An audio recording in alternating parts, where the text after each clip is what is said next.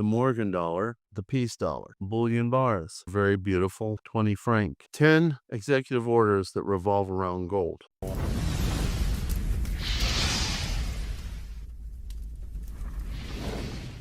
What's up, everyone? Tiger Stacker here.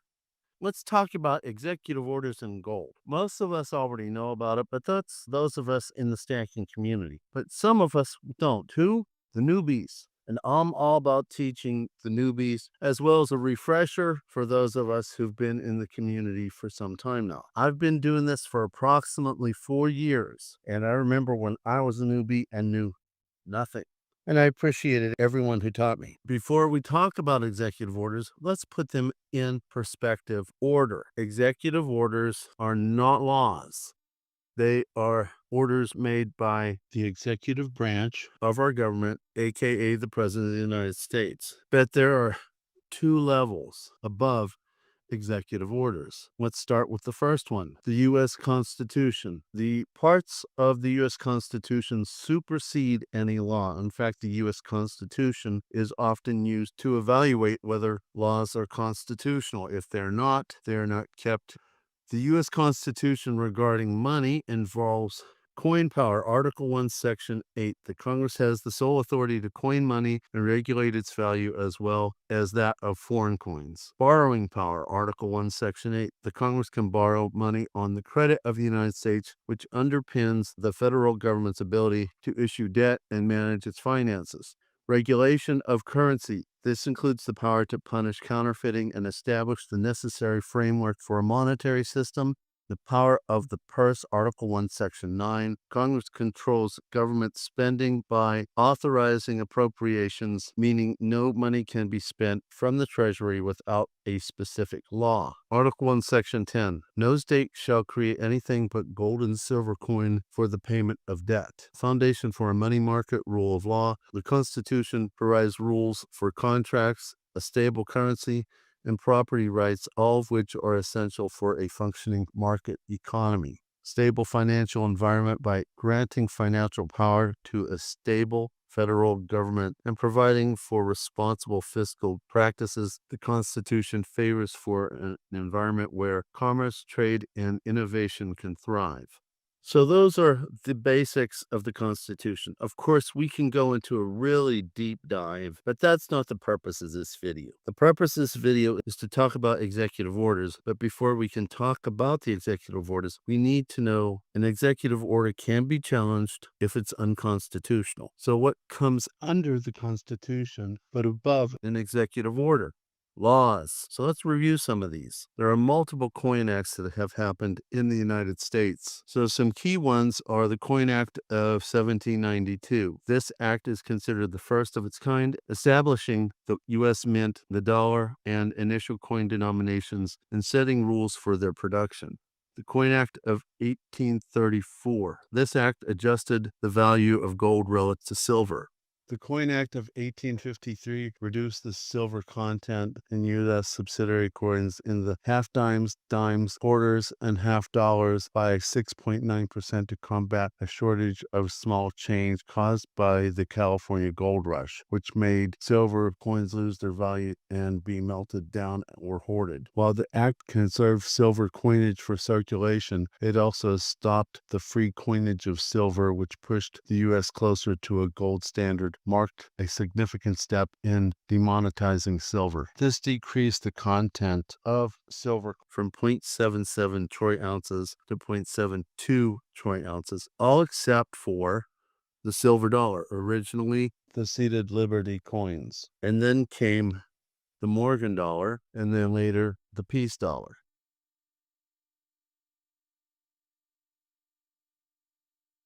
Then the Coin Act of 1873. This act revised existing coinage laws, and it's famous for demonetizing silver, which solidified the gold standard in the United States. And the Coin Act of 1965, which removed the silver from the dimes, quarters, and half dollars, done under President Lyndon Johnson. There was also commemorative coin acts, bullion coin acts, And also, the Coin Acts, the laws, are more authoritative, if you will, than executive orders. But do you know how many executive orders we have that revolve around gold?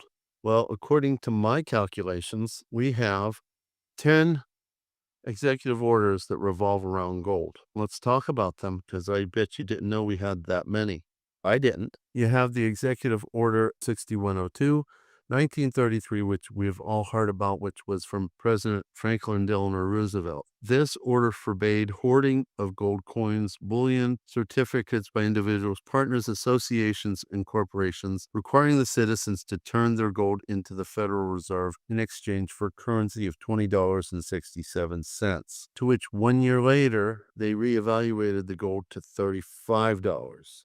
But the story continues. Executive Order 6111, also 1933, issued on April 20th, 1933, regulated the transactions in foreign exchange and earmarking the export of gold coins and bullion.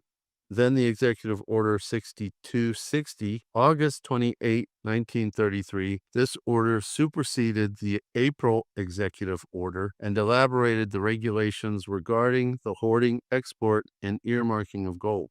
Also during 1933, Executive Order 6261, issued on August 29, 1933, was related to the sale and export of gold recovered from natural deposits.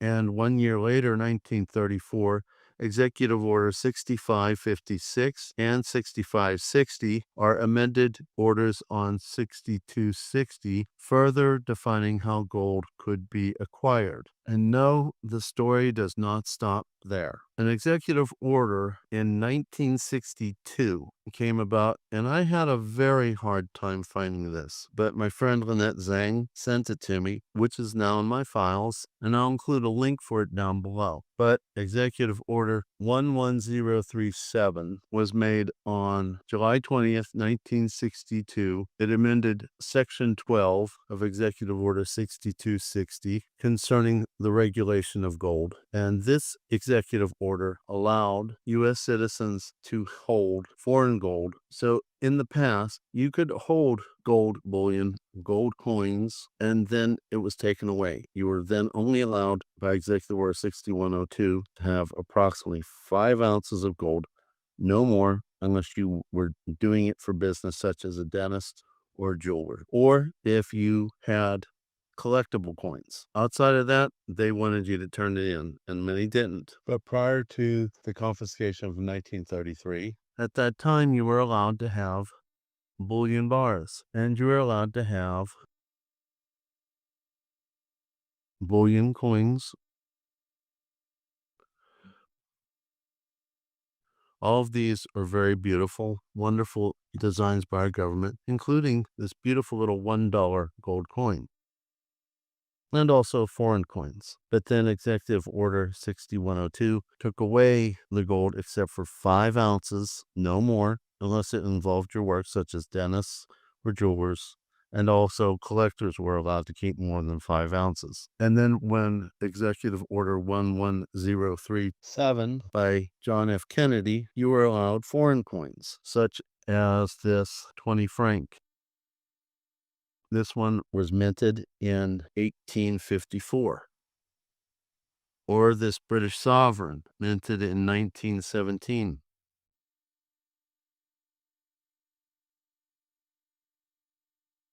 This British sovereign, minted in 1890. This Austrian sovereign, minted in 1895. Or even this Russian coin, minted in 1904.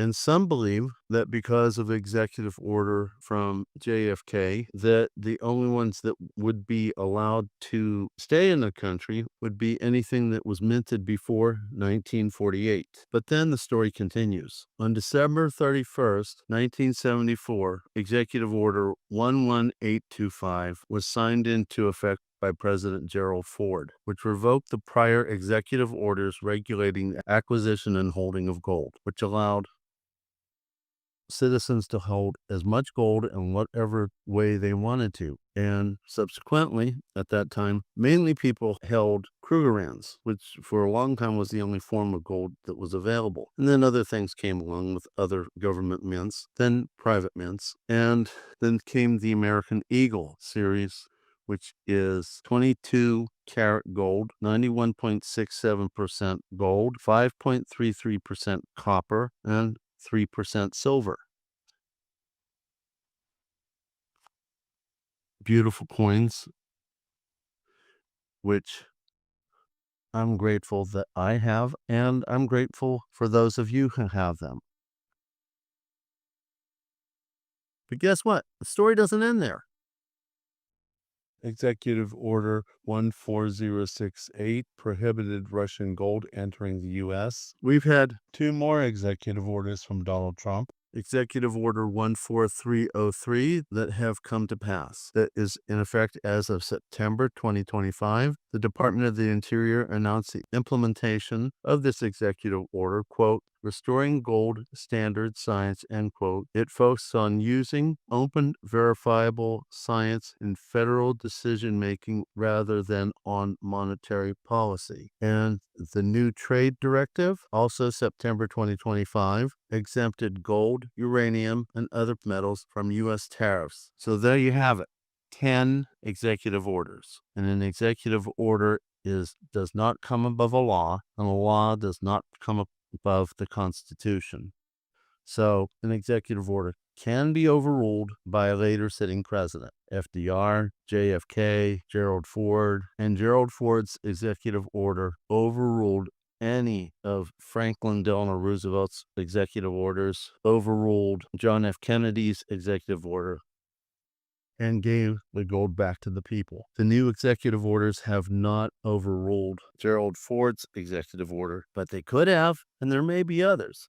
So this is another reason why at this time, I do not believe confiscation will happen. Could they make another executive order? Sure they can. Can they rewrite FDR's executive order so that it's now in the new executive order? Of course they can. Can they do a JFK rewrite? Yes, they can. And any new executive order supersedes the prior executive order, especially if it says so. But I don't think they will, because I don't think they will go door to door to confiscate. They may try to overregulate things, which is easier. They may go to places where people keep money, such as their banks and depositories, and try to get it there because it will take less energy, less manpower. I don't think they'll do that, but they might. It's less likely that they will come to people's homes to confiscate. We stackers make up less than 1% of the population in America, so it's less likely. The other reason I think they won't is because when they confiscated 90% gold, they melted it down and put it into bars, and they did not refine it back to pure gold. So I don't think that they're going to do that. The gold that is in the government repositories include pure gold and 90% gold bars. They're not going to do that with what they collected last time. I doubt they're going to pay the manpower to come to people's homes. So I hope I've taught you something regarding executive orders and gold. See you on the next one. Tiger Stacker out.